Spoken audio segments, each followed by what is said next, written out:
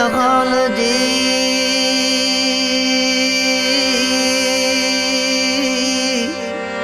अला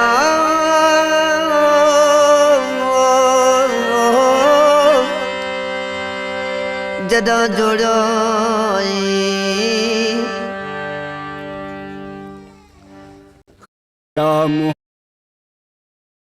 खावंद खास खल्क ले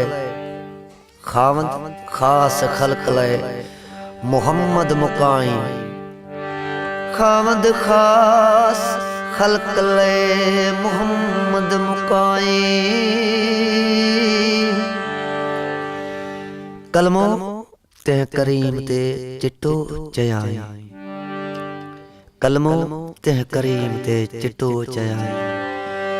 कलमो ते करीम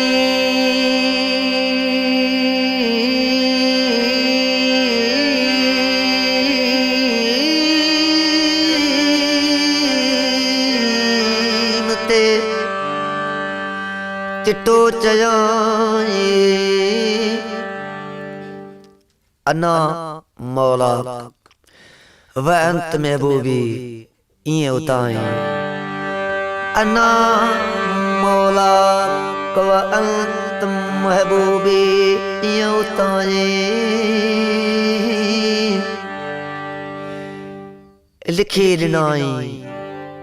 ॿई सारायूं सैयद खे लिखी ॾिनाई